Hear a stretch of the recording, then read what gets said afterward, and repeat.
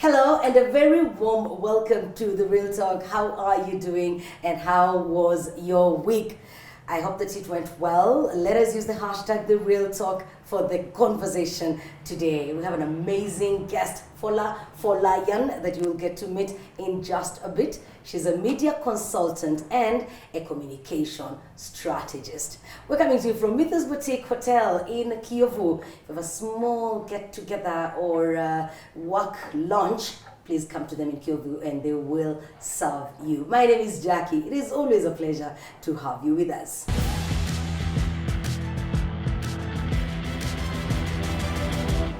Welcome to the show. We are live on RwandaTV YouTube channel. Please share the link with friends and family so that they catch the entire conversation.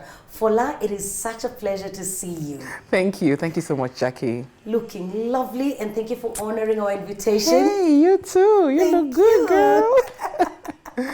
Thank you very much. How's your typical day? Fine. My typical day usually starts with my baby girl. I have a young daughter. She's just a year old, a year and a few months. Beautiful. So typically it's me getting up in the morning to, get her set for the day, breakfast, get some milk done. And then when everybody has had the breakfast in the house, my day can officially start. Yes. So when the milking is done. When the milking has been done, everybody has been fed, house is clean. Yes. My day starts. Amazing. And thank you for finding time for us. Thank you for having me. I appreciate it. Let's go back to where it all started. Where were you born? What sort of childhood did you have? Wow. What was your family? And what kind of family? All those childhood stories. Okay. If any memorable incidences, share with us. I was born in a small town called Ilorin in southwest Nigeria. Ilorin, yes. It's a small town in the southwest, not very big, Childhood was quite interesting. I grew up with my grandmother. I grew up with my grandmother. Are your parents alive?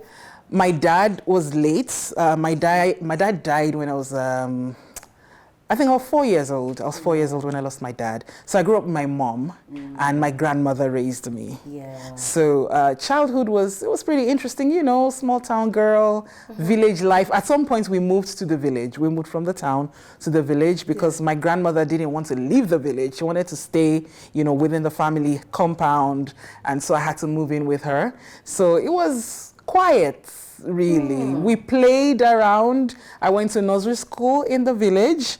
It's a local nursery school that was founded by the church. So I grew up doing all of that. And then at some point when it was time for primary school, I came back to town, to stay with my mother. I started primary school.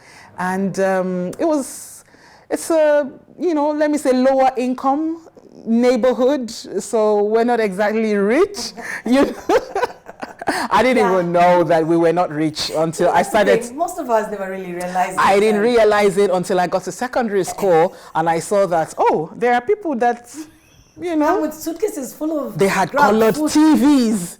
It was a thing back then. Color television was a big deal. Some of us could never even have access to a black and white TV. See, we used to go to our neighbor's house. There was a TV show called Super Story, and we used to go to the neighbor's house to watch it.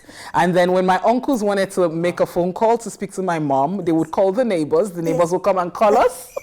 And we have a phone call.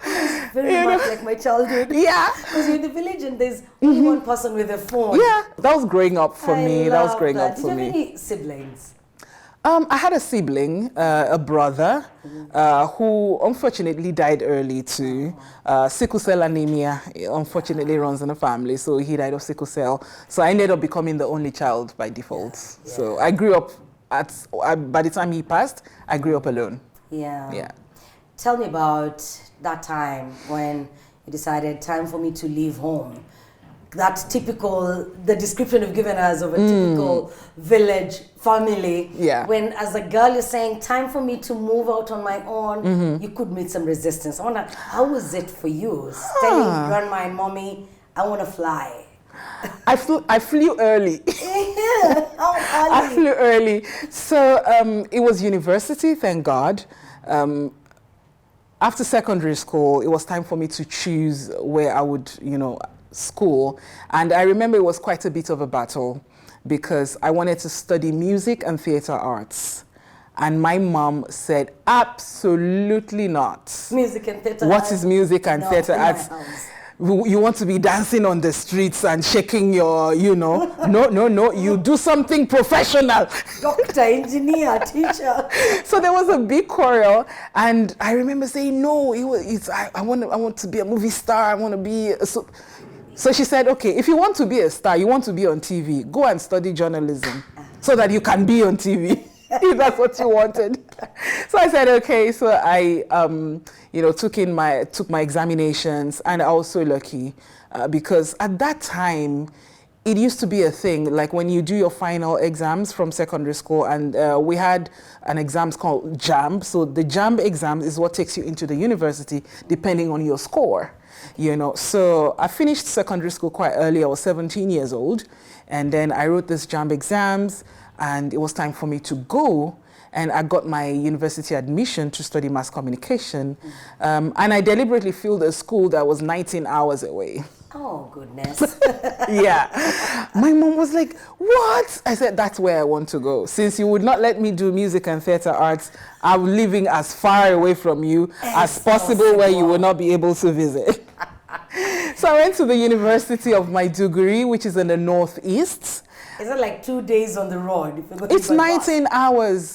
So it's 2 days if you're going by bus. In fact, we would take bus from typically from Lagos. From Lagos, you go to Kaduna, and then you sleep and wake up the next day and take another bus. Oh. Of course, the rich students usually come by flights. So yeah, you're not in that category. No. I couldn't afford a flight ticket until years later. Like I'd never seen an airplane. So we used to travel by night, and that's when I left home. I was 17 years old, went to the university, studied mass communication, and I graduated, and I never went back home. From school, I found my way, pretty much. What is your first job after graduation? My first job was before graduation, actually. Okay, tell us about it. 200 level. It was time for internship because you do 2 internships before you graduate. Okay. So in my second year in the university, we had to do an internship. So I went to Kaduna, where I met the general manager of NTA. NTA is the Nigerian Television Authority. It's kind of like RBA. Like RTV. Yes, RBA. Exactly. Yeah. So I went to NTA, which was like the Nigerian TV Authority, and I applied for internship, and I was accepted. So I was accepted to work in the sound departments, where it was basically when there's a recording done, I take a microphone, set up the sound, and all of that. And I was doing that as an intern. And then one day, the production manager walked into the studio, and the anchor of a particular children's program was not available. She was sick. And then he looked at me and said, how long have you been here? Setting these things up. Yeah, just here. What are you doing? So I said, I've been here for a few months. I'm just an intern, going back to school shortly. He now said, come on set, give her a script, let her rehearse. Oh my goodness. And at that time, he's not even told you the anchor is not coming. I was a student. I was the smallest. I was a student. And then he said, rehearse for 30 minutes, and then after you record. And that was it. Gosh. And guess what? After that first recording, I took that job. No way. Yeah. The presenter never came back. Not on that show. Not they gave on it that to show. me. My goodness. Not on that show. That means you did a good job. They gave it to me. Yes. And that was from internship to a paid job as a student. How long had you been there as an intern? 3 months. Imagine. I was there for 3 months. After 3 months, you're still a student. You got your first job. I got my first job. Yeah. But then it was my internship was rounding up. I had to go back to school. So they said, you're going to record 13 episodes for the entire quarter.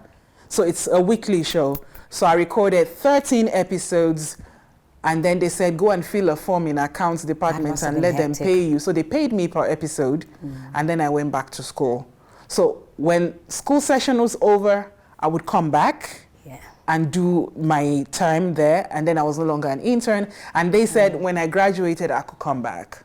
So you came back and just I came continued back, with it. and then because there was, it's NTA, so there's always an NTA in every city. True. In Nigeria. Yeah. So I came back home briefly, and then there was an NTA there, and then I went there, and because I'd already had a record with the NTA Kaduna, they put me in the newsroom. I became a news reporter. Yeah. And that was it. I was never out of a job since then. You've never been out of a job since before you graduated. Never been unemployed. Have you ever applied for a job? Not really. But I did once. I did apply for a job once. I did, and it was a disaster. I can imagine. And like you went through the Because interview sitting. when I didn't get it, Yeah. I was like, what? Nobody has ever turned me down. I'm not used to If this. they come looking for me, it means I'm good. So how can I sit an interview and I'm not taken? Like, I could not believe it. Like, I could not believe it. I was so like, I can't, Did they ever tell you why they didn't take you? No.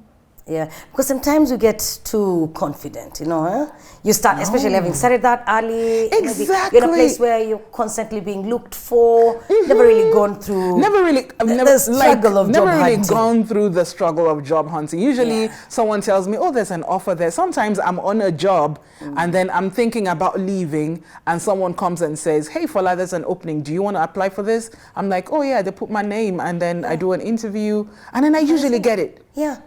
And then there was the So one this- time. Yeah. And I was already in Rwanda then. Was it a job here or a job elsewhere? It was a job elsewhere, Okay. but I was already here. And I was in shock. Yeah. Like in all the years of my life. Oh my I felt God. so pained. I felt can personally imagine. rejected. It was personal. And I love your story for life. This beautiful story, moving from the village, going through university. What stands out between this period? What is the most memorable thing that you've carried with you? Man, there's so many memories. I think it was the first time, leaving home. Yes. That first trip. When you're brave, you're young, you're brave. I was barely out of my teens. I was 17 years old. I was so confident that I was going to be fine without my mom. I can do it by myself. I don't Did you have need any anyone help. to learn from? Did you have anybody that you sat down with to ask how was it for you? Or okay. That's another Only level child, of boldness. no sibling. I've always been like that. Yeah. I've always just decided, okay, if I want to do this thing, I'm going to do it. I'm never I will afraid. learn on the job. I'm never afraid of stepping out and trying things. That's so I good. packed my bags and I'm going to school. 19 hours without my mom. And I remember the first week, and I had to stay with a relative, so my mom connected me. We had a relative living over there and I stayed with him and his family. And there was so many things that came to me as a shock. First, environment, language, because this is northern Nigeria. I'm a southern girl. If you understand how huge Nigeria is, it's is like huge. moving to another country. Yeah. A different language, a different culture, culture, everything. different food. I don't know anybody. I don't understand anybody. And, getting into school, this is university now. And I was just 17. Yeah. Everything was coming at me at once. I started to, see, I was in my class. I was the youngest in my class, incidentally. All my classmates were older than me. And it was a shock. I can imagine. My first 3 months was a struggle. I actually fell sick and I called for my mother. I found a way, So I was ill. It was like, I thought I was not going to make it. But then I got used to it. I started to make friends. I found someone else who came from my side, who spoke the same language. And she kind of helped me adjust a little bit. And then I started to make friends. And then I joined the campus fellowship. So yeah, things started to work better. But those first months, I carried it with me for a very long time. I think one other thing that I carried with me was, I think it was graduating. And, when you graduate, you're supposed to pass all of your courses. And then you graduate, you get your certificate and you move on.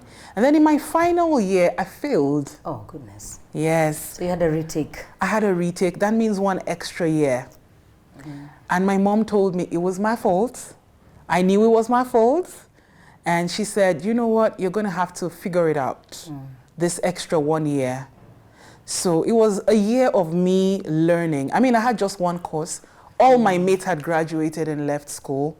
I had to sit with my immediate juniors to learn with them. And you had to pay for it And again. I had to pay for it myself. Yes, So I took a job as a nursery school teacher in the university primary school, you know, to make a little extra money. And then, because my mom ran a restaurant, so I grew up cooking. So I took a side job in a restaurant as well, so I can cook. So I used to cook for a living. Wow. You know? Do you still cook? Now that you're a CEO and all the bougie things around you. I'm a big girl now. I only cook for my family.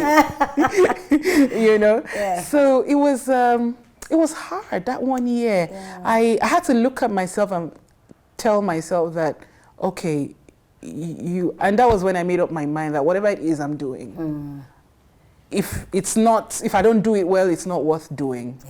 Yeah. You know, I was never going to play with my future like that anymore, because it could have derailed me really. Easily. You know, it could have easily derailed me. I didn't get out of university with the kind of grade that I should have gotten out of. You know, so it was something that carried with me for a long time. And I made up my mind that, okay, now, yes, my grades were not, you know, because of that one retake, I didn't get to the CGPA I wanted. Now I'm going to have to work extra hard. I'm going to have to develop myself, commit myself to expanding my knowledge base and move forward. So now I don't joke with... You don't joke with it. You don't joke with... If it's my job, if it's whatever I need to do, I get it done. Yeah, I don't give your all to it. I give my all to it. You don't mention National Youth anywhere. I know you've got... Oh yeah, we did that. NYSC, the National Youth Service. Exactly. Ooh, that was 1 year. Joining university at 17. Because I was waiting for you to tell me it's in between secondary school and university. No, it's after university. It's after university. Yes. Tell me about that. Yeah. 1 year NYSC program. Wow, my goodness. If you speak to any Nigerian graduates, they would have stories. Oh, days. Because it's 1 year, but the first 3 weeks, the first three or 4 weeks thereabout, you are in a camp. Like military training. It is a military training camp. We have it in Kenya as well. Oh yeah, we're put in a camp. We're trained by military soldiers. There's military drills. They wake you up at sometimes 5 in the morning. You go on the parade ground. You do the whole military parade. You do the drill, and then there's the endurance trek. There's all sorts of things. And then after the 3 weeks, you get your posting. So they post you to, depending on your course of study or your state of origin, they post you to a particular place of primary assignment where you're either teaching in a primary school or secondary school. And are you being paid to teach, or are you doing it for free? So the government gives you a stipend every month, and then your place of primary assignments can either give you or not. Okay. It's not mandatory that they pay you, but the government pays you for that 1 year. So it's kind of like easing you into the labor market a little bit, because the idea is... It's a good thing to do, yeah. When you're in your place of primary assignment, you can get retained and get a job from there. Yeah. So I ended up in a nice place of primary assignment. It was a TV station that had a radio station, state-owned, of course. Yeah. Yeah, so I was a news reporter there. Yeah. And I think that's actually where my journalism journey started, officially. Yeah. Glad to have you with us on The Real Talk. It's on RTV, RwandaTV YouTube channel. So please make sure you share that link with friends and families that they can learn from Fola. And if you have any suggestions, any person that you want us to have on this set, please let us know. We'll be back. We're coming to you from Mythos Boutique Hotel in Kiyovu.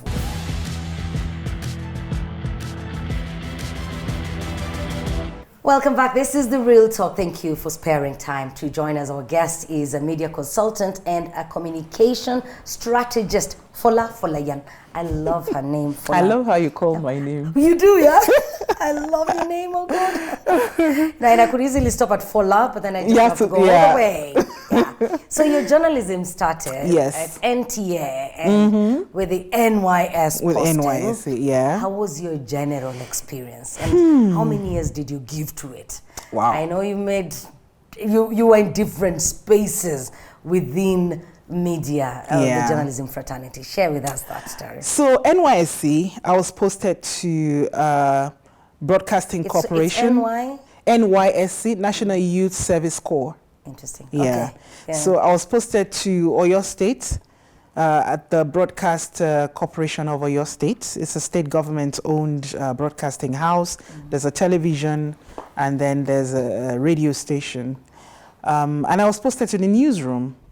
And because of my background with NTA, it was easy for me to fit in because, you know, it's a government system. So I just fit in naturally. Remains the same. Yeah, really. It's the same, really. Yeah. So I just fit in. And then I remember being in the newsroom, and we would have editorial meetings every morning. And usually that's where assignments are handed out. And, you know, I was not on air anymore. I was just a reporter.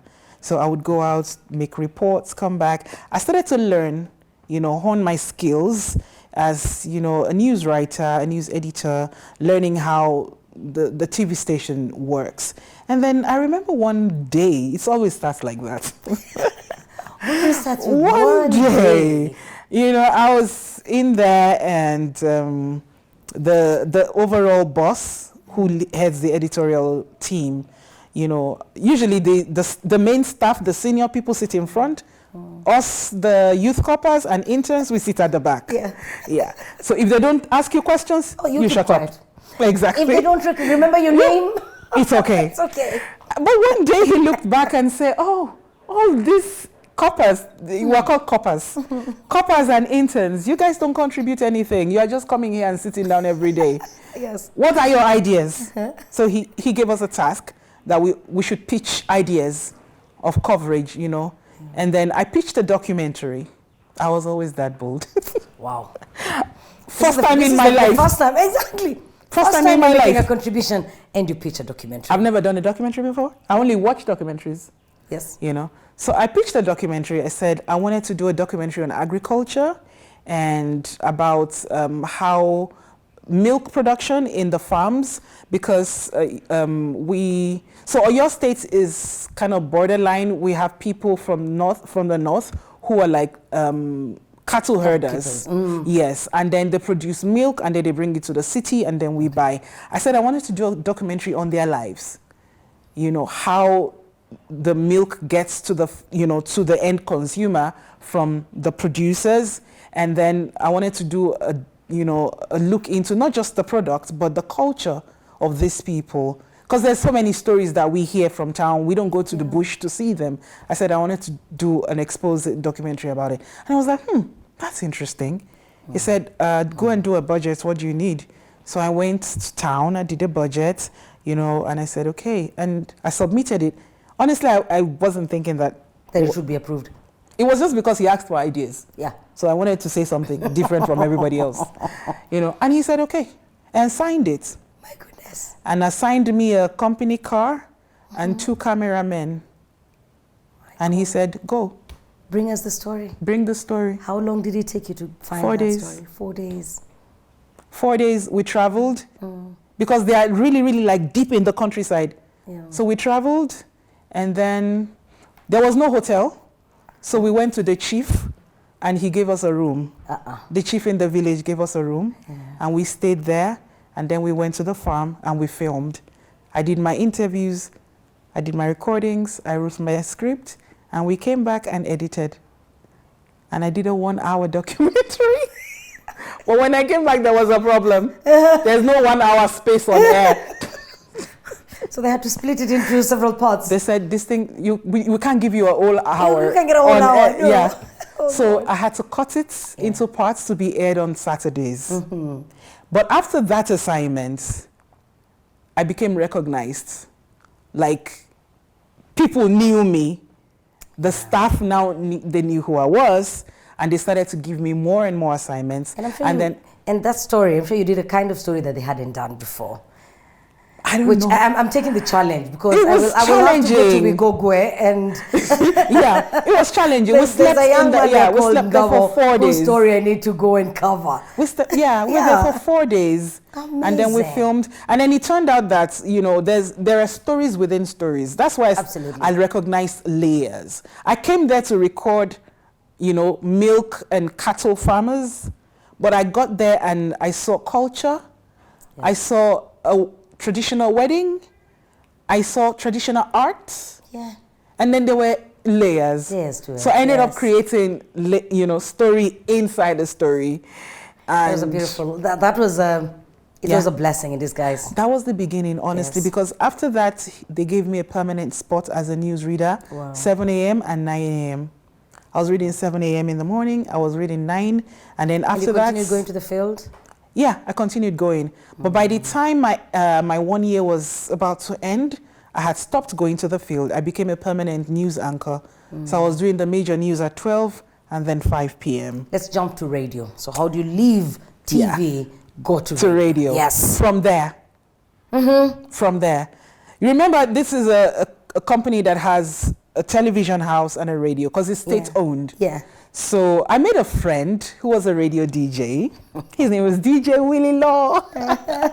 So DJ Willie Law became my friend. We used to hang out at the restaurants, go to club, that kind of thing. We were friends. And then, so one day it was like, oh, you should come hang out with me while I'm working on Sunday. Because he's a DJ Sunday afternoons. I'm like, oh, okay, fine. So I went there, I chilled, and I liked it. Yeah. There was less pressure. Nobody was looking at you. Then we were not streaming radio on social media, so nobody was. It was nice, and I love music. I love dancing. So I loved how he was mixing. Talk mix. I was like, this is so cool. Can I try? Yeah. He said no. He said no. You cannot. You're not allowed to put your voice on here. So I started hanging out with him every Sunday, and then one day he was like, oh, you can help me select the music. So I started. It was CD.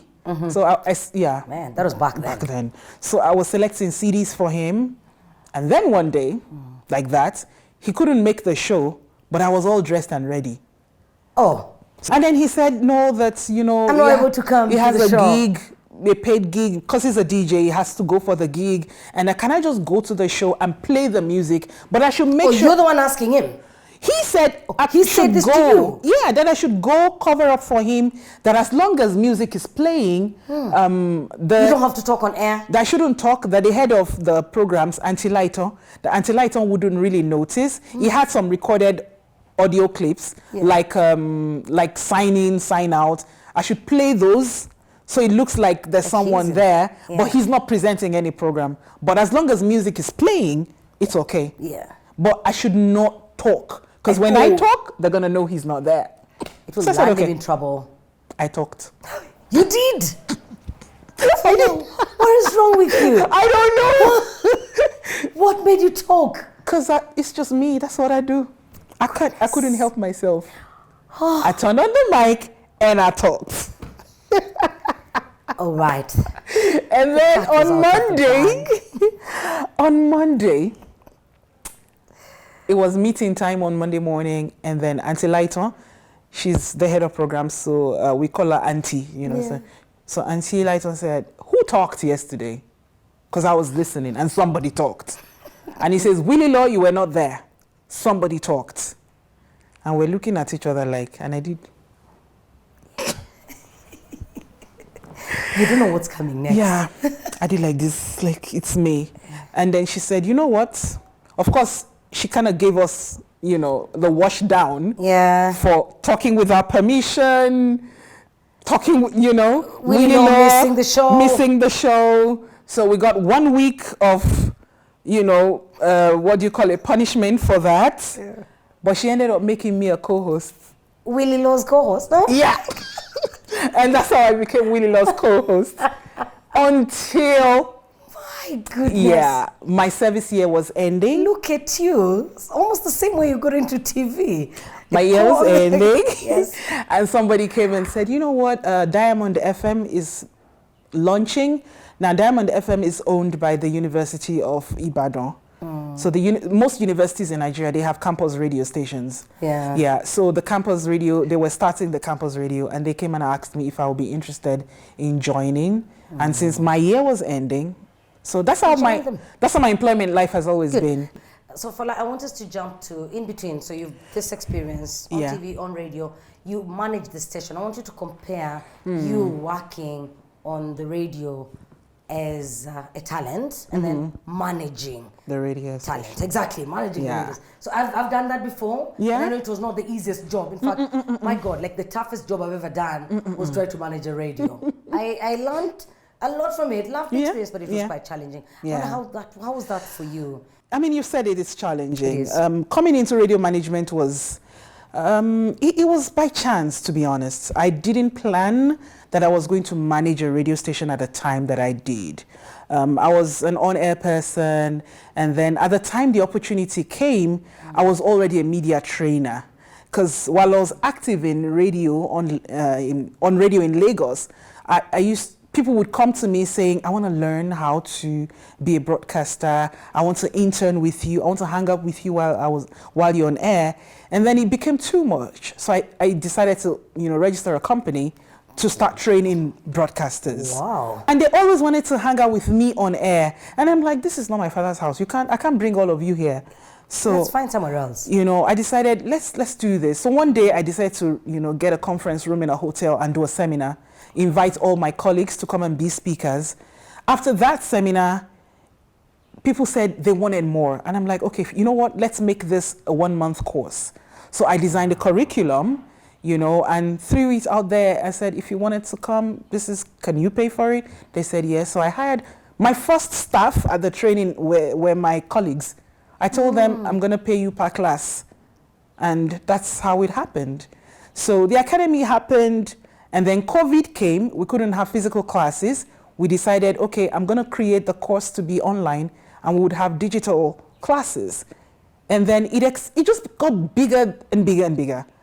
So I stopped, I stopped my job as full on air. I had gone into the business full time. I was doing media trainings for broadcasters, for organizations. And then my old mentor called me, and said, oh, Fola, what are you doing now? I said, this is what I'm doing. He said, I just got a radio license and I need somebody to put it all together. And since you teach it, I thought maybe you'd be interested. And I'm like, oh, wow, absolutely. Because, I've been teaching. At that time in Nigeria, I had become a voice on media, business, and radio and all of that. So I felt it was an opportunity for me to put it on my CV. Like, I'm not just talking, I'm doing what I'm talking about. So I packed my bags and went, and oops. When I got there, all I had was a budget and an empty room, like a building, nothing. So it was really from the scratch. And because of my experience with PR and branding, I ended up doing everything. I designed a logo. I did a website for the radio station. I know, crazy. I did a website, set up the social media pages, and then licensed my company to do recruitment and training. We recruited, and then we spoke to some engineers from Italy, and then we imported the equipment, and then some guys, the Italian company that supplied the equipment, they also supplied the engineers. The equipment came with the engineers. They set it up. We set up the studio. It's hard. It is. Oh my God, it is so hard, Jackie. Like, I think if you had seen me then, you wouldn't believe, like I lost weight. I was like half of my size. Yeah. Let's talk about the relocation. Yes. At what stage were you? What were you going through for you to decide, let me go to Rwanda? Yes. I've always wanted to come to Rwanda, Nigeria. actually. I've always wanted to. And you had been in and out? I've been in and out since 2016. Okay. 2016 was the first time I stepped foot in Rwanda. And it was a very interesting, situation. I was on radio in Lagos. And one of my friends, who's also a media colleague, a journalist, Dolapo, called me and said he was bringing the then ambassador of Rwanda to Nigeria, that he's bringing him to our radio station to talk about, Rwanda tourism and just basically. Before then, I had never met anybody from Rwanda. Of course, I know Rwanda, you know the country. But I've never met a Rwandan or a Rwandese. So he was the first person I met, the ambassador, and he was on my radio show. And we had a great conversation. He told me all these wonderful things. And then he said, you know what? You have to come and see. Yeah, for yourself. So I said, really? I said, how can I come? Will you give me a visa? He said, don't worry, it's visa on arrival. When you come, they will start. I said, really? I don't have to apply. He said, no, just come. I said, okay. But I said, I don't know anybody. He said, don't worry. So he started telling me about the arts, because I'm interested in arts, entertainment, creative, the creative industry. So I said, how is the creative industry in Rwanda? Do you guys have, do you have concerts, art events, things like that? So he said there's a festival that has just started by a lady called Hope Azida. And that, Hope, he told me about it. And I'm like, but he said, Dolapo knows Hope. So Dolapo said, I'll connect you to Hope, don't worry. And then you can ask her all of the questions. Okay. So I told the ambassador, I said, I'm going to come. I think he thought I was joking. Yeah. I think he did. Because, I would think it's just PR. I think he thought, just PR. She's just talking. But I told him, I said, I'll come to your country. So I reached out to Hope on Twitter. And she gave me an email address. And I sent her an email. And she told me all about Ubumunu Art Festival.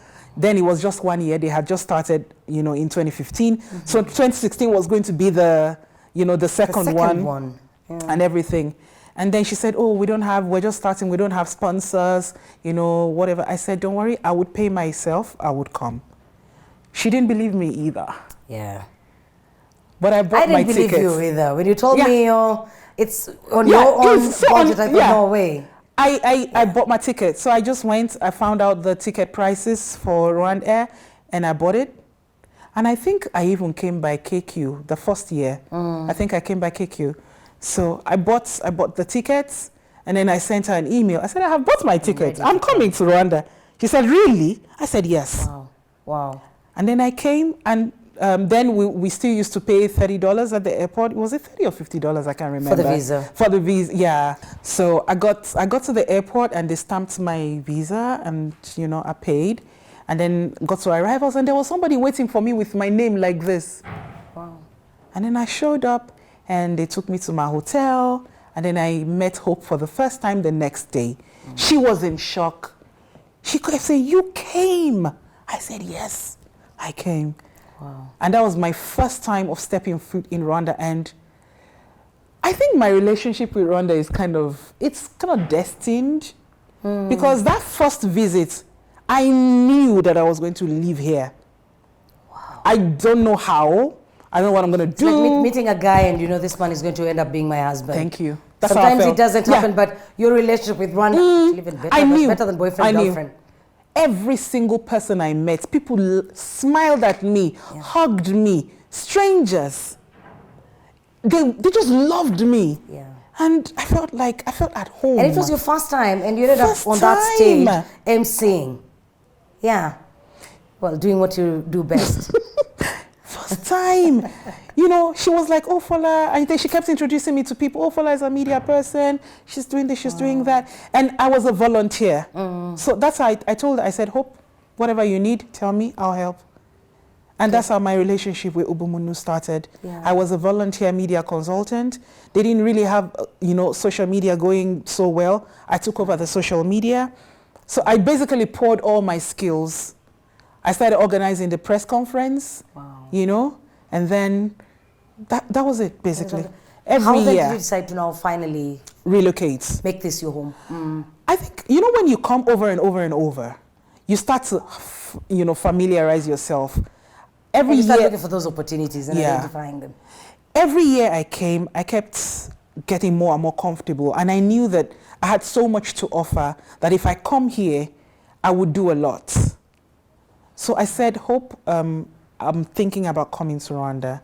And then for me also, it's about wanting a place where I can just live quietly and be peaceful. I mean, has that always been you, or you're at that age where I'm at that age, my sister. Matters?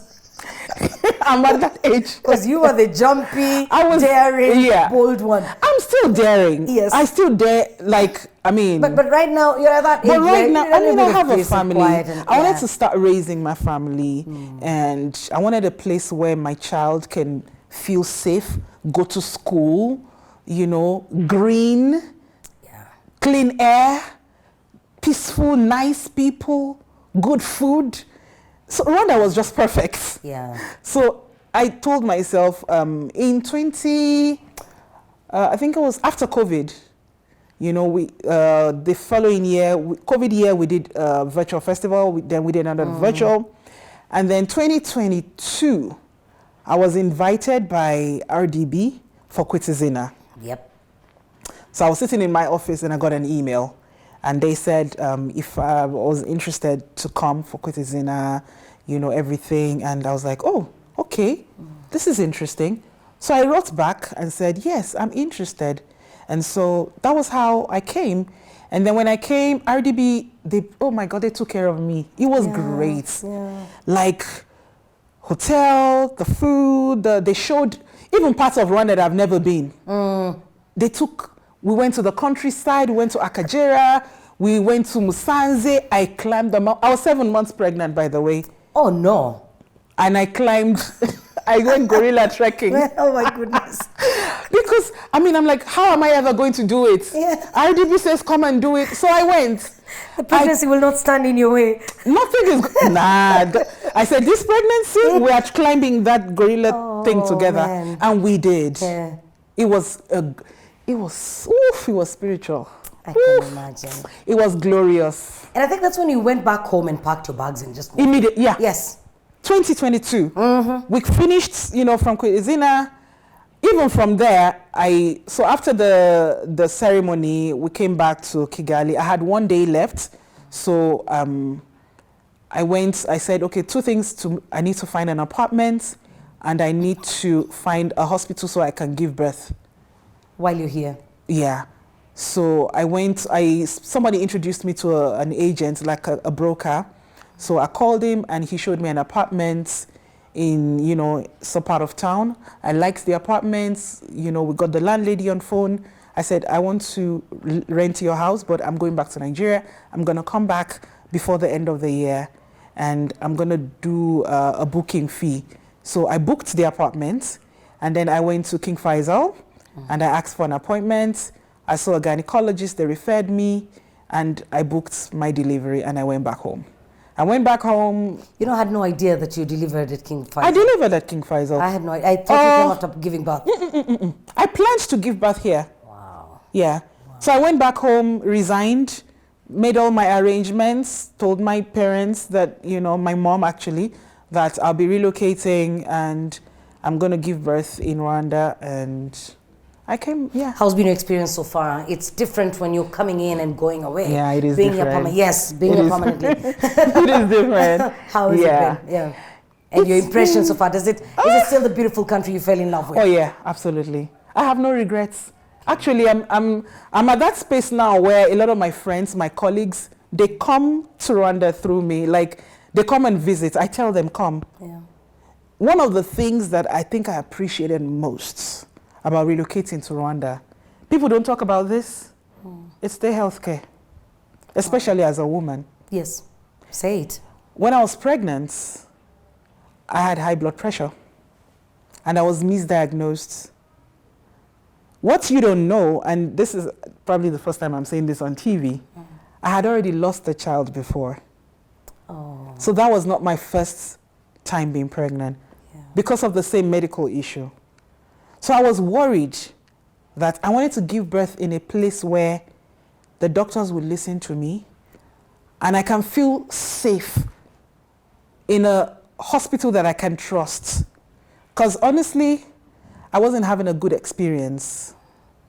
So I sent an email to King Faisal and I said, I'm Nigerian. I want to find out the costs and the procedure of giving birth in your hospital. As a foreigner, what's the plan? And that what made the decision for me was how fast they replied my email.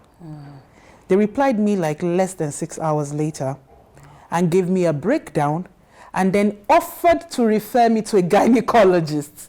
They have never seen me before. And that was it. And then when I got to see the gynecologist, he did a scan.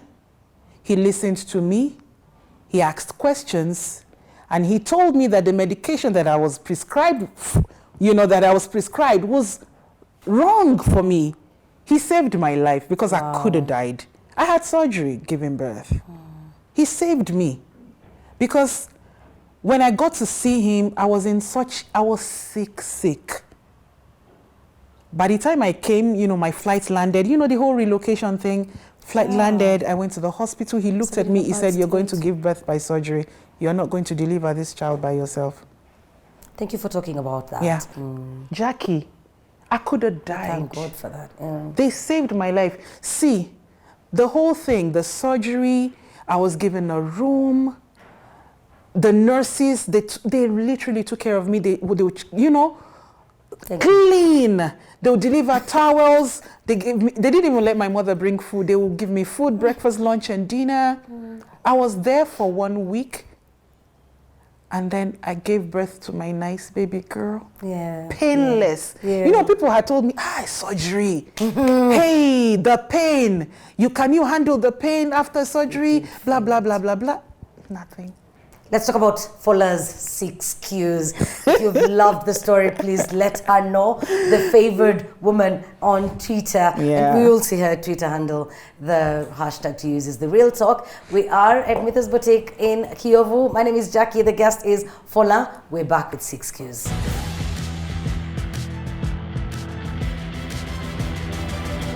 We're back with Fola's 6 Qs. Fola, here we're doing chap. Yes. We fly through the answers. What is the best life advice that you have ever received? Just do it. Just do it. Yeah. Do it afraid. Where you are with what you have, just do No it. matter how afraid you are, do it. You deal with the fear later. What do you do for self-care? Movies. Netflix and chill. And if I want to get away from my family, I book a hotel for the weekend. To go watch movies from there. Order room service, get to a spa, let them wash my feet, do my hair, do my nails, order as much food as I can and watch TV, and I don't pick my phone. Talk about self-care. Yeah. What word best describes you? Audacious. Audacious. Yeah.